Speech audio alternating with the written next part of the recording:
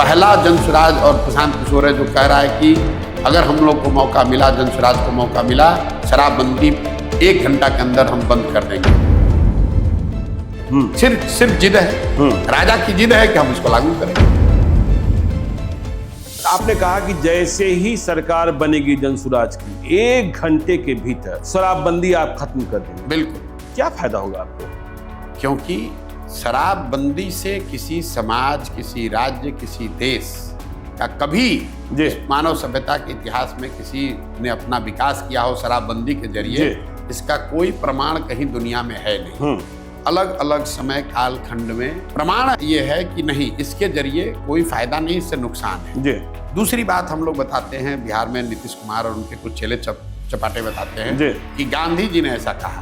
मैं 2 साल से कह रहा हूँ, उससे पहले से कह रहा हूँ कि गांधी जी ने अगर कहीं कहा है कि कानून बनाकर शराबबंदी लागू सरकार को करना चाहिए, ये वाक्य मुझे दिखाइए, ये उनके शब्द सुनाइए और मैं बिल्कुल नीतीश कुमार का चरण छूकर माफी मांगने को तैयार हूँ। गांधी जी ने कहीं जीवन में ये नहीं कहा कि सरकार को कानून बनाकर शराबबंदी लागू करना चाहिए। गांधी जी ने शराबबंदी को एक सोशल एफर्ट के तौर पर देखा। ये तो ऐसे हुआ कि गांधी जी ने ये भी कहा कि वेजिटेरियन होने के बड़े फायदे हैं और सरकार कल नियम बना दे कि जो भी नॉन वेजिटेरियन उसको जेल में डाल दिया जाएगा। तो गांधी जी के बात को डिस्टॉर्ट करके लोग बता रहे हैं। तो पहली बात, दुनिया में कहीं इस बात का एविडेंस प्रमाण नहीं है कि शराबबंदी के जरिए विकास हो सकता है। दूसरा, गांधी जी ने ऐसी कोई बात कही नहीं। तीसरी बात, शराबबंदी लागू है कहाँ? अगर एक बार को मान भी ले कि कुछ इसका फायदा है, तो फायदा तो तब होगा जब लागू होगा। दवा का फायदा है तो दवा खाइएगा तब तो फायदा होगा। शराबबंदी लागू नहीं है, शराब के दुकान बंद हो गए, होम डिलीवरी चालू हो गई। भाई टीवी बंद हो गया, यूट्यूब चालू हो गया, न्यूज तो चल ही रहा है। पुलिस वाले मालामाल हो गए। अमेजोन चल रहा है, फ्लिपकार्ट नहीं, उस पे आ रहा हूँ। फ्लिपकार्ट और अमेजोन से डिलीवरी हो रही है। उसी तरह से ये नीतीश कुमार का होम डिलीवरी का मॉडल है, जिसमें दुकान बंद है और होम डिलीवरी चालू है। और इस पूरे निर्णय का असर क्या हुआ? हर साल बिहार जैसे गरीब राज्य का 20,000 करोड़ रुपया का रेवेन्यू का लॉस हो रहा है।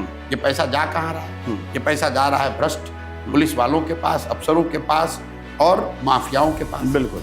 और इस पूरे का जो कोलैटरली नुकसान है कि पूरा प्रशासन, पूरी जो लॉ एंड ऑर्डर की आपने बात कही, पूरा पुलिस तंत्र शराबबंदी को लागू करने, उससे पैसा कमाने, उसको छिपाने, उसको फंसाने में लगा हुआ है।